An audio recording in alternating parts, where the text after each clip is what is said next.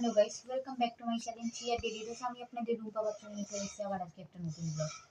তো এই যে খেতে বসে গেছি, খাওয়াটা বেড়ে নিচ্ছি। আর শরীরটা প্রচণ্ড খারাপ, আমার চোখ মুখ দেখে বুঝতেই পারছো, চোখের তলা কালি পড়ে গেছে।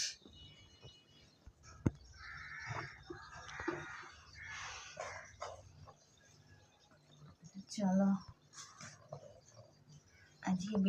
আজকেও রান্না করেছি, আজকেও 3 পদ রান্না করেছি। তো দেখতেই পাবে, মেয়েদের জন্য একটু নিম পাতা ভাজা করেছি। তোমরা কে কি নিম পাতা ভাজা খাও কমেন্ট করে জানাবে। এই মেয়েদেরকে মেখে দেবো নিম পাতাটা। আমি মেয়েদেরকে মাঝের মধ্যে নিম পাতাটা খাওয়াই।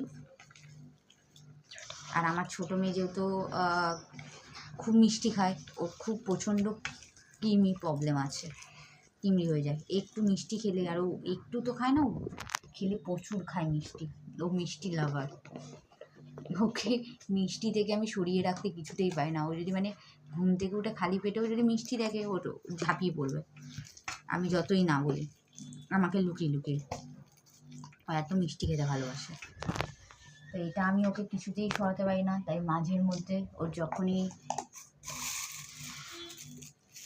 এরকম হয়ে যায়, তো সবসময় তো আর কৃমি ওষুধ তো খাওয়ানো যায় না। তো তখন আমি নিম পাতা ভাজা, এই যে নিম পাতাটা ড্রাই রোস্ট করে রাখি এরকম বাটির মধ্যে একটু বেশি করে, আর আলু ভাতে দিয়ে মেখে দিই। এটা পুরোটাই ড্রাই রোস্ট করা, কোনো তেলে ঠেলে না।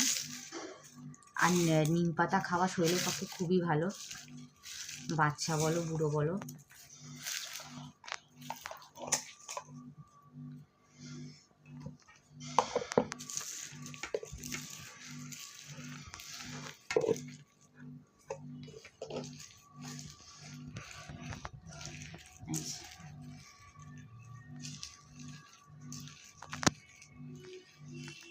আর আমার বড়ো মেয়েকেও দিই। আমার বড়ো মেয়ের দেখি এই গোটা গোটা উঠছে মুখের মধ্যে চারিদিকে।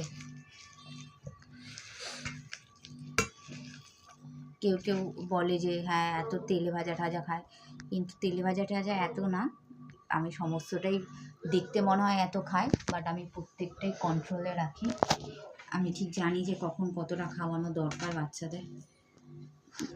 করি ঠিকই রান্নাপত্র, কিন্তু আমার তেলের পরিমাপটা কিন্তু খুবই কম থাকে।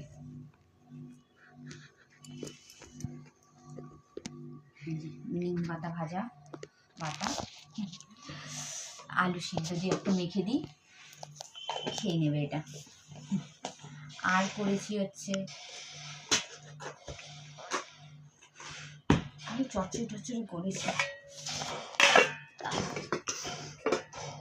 এই যে পুঁই মিডুলি করেছি। পুঁই মিডুলি কে কে খেতে ভালোবাসে, আমাদের গাছেও পুঁই মিডুলি, এটা আমাদের গাছের সমস্তটা তোমাদের সাথে শেয়ার করবো। কুমড়োগুলো হয়েছে যে সবটা পুঁই মিডুলি করেছি চিংড়ি মাছ দিয়ে। এই যে চিংড়ি মাছ মূলো সমস্তটা দিয়ে করেছি, সব রকম সবজি দিয়ে পুঁই মিডুলিটা করেছি, খেতে খুব ভালো হয়েছে।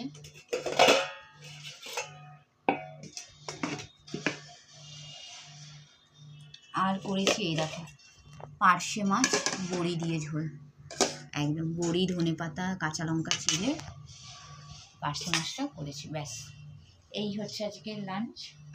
আমার শরীর একদম দিচ্ছে না, চোখ মুখ পুরো শুকিয়ে গেছে, আর রাতেও ঘুম হয়নি। তার মধ্যে এত পা ফা পুরো আমার ফুলে গেছে, আমার এরকম এত কষ্ট যে হয় বলে বোঝাতে পারবো না। তো চলো লাঞ্চ করে নিই, লাঞ্চ করার পর তোমাদের সাথে আবার দেখা হচ্ছে। তো দেখো এই যে সন্ধ্যাবেলা চা নিয়ে বসেছি খেতে, চা আর এখানে বিস্কুট খাচ্ছি, খাস্তা বিস্কুট। আর এখানে দেখো চপটা ভাজতে বসিয়েছি, ভেজিটেবল চপ আর ফিশ চপটা।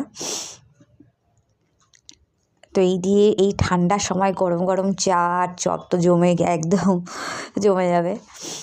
তো এই যে আমি একটা ফিশ চপ নিয়ে নিয়েছি চায়ের সাথে।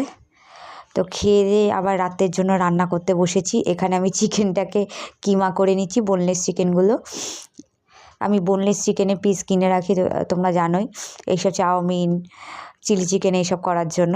এই যে আজকে চাউমিন করব, তার জন্য এই যে। আর সাইডে আবার প্রেশার কুকারে আবার স্যুপ করছি ভেজিটেবল স্যুপ। এখানে হচ্ছে মিক্স চাউমিন করছি, প্রন, তারপরে তোমার এগ আর চিকেন দিয়ে মিক্স চাউমিন করছি। আর আমি এখানে কোনো কালার, কোনো সস দিইনি, একদম সাদা, একদম লাইট রেখেছি। আর এখানে দেখো পেঁয়াজ রসুন আদাটা ভেজে নিলাম।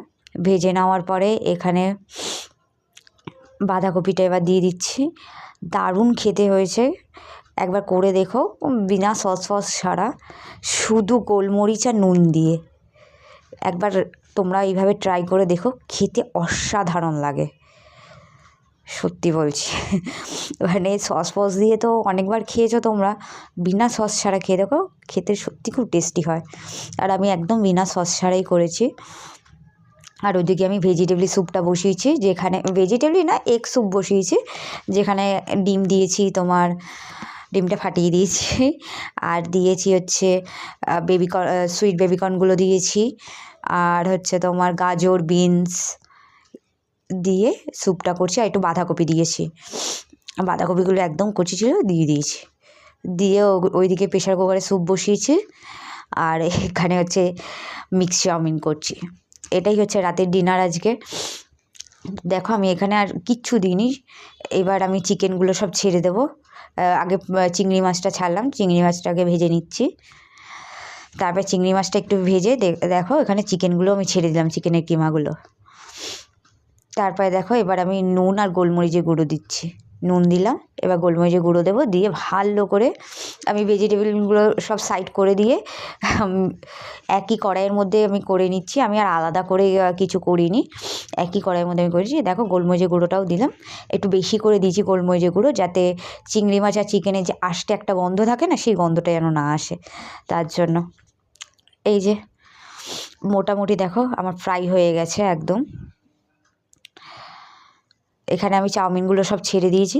আর দেখতেই পাচ্ছ আমি কিন্তু কোনো কালার দিইনি, শুধু হ্যাঁ, আমি কিন্তু ভিনিগার একটু দিয়েছি, যেহেতু চিকেনটা দেওয়া আছে, একটু ভিনিগারটা দিয়েছি যাতে সিদ্ধটা হয়ে যায়, ব্যাস। আর কিন্তু আমি কিচ্ছু দিইনি।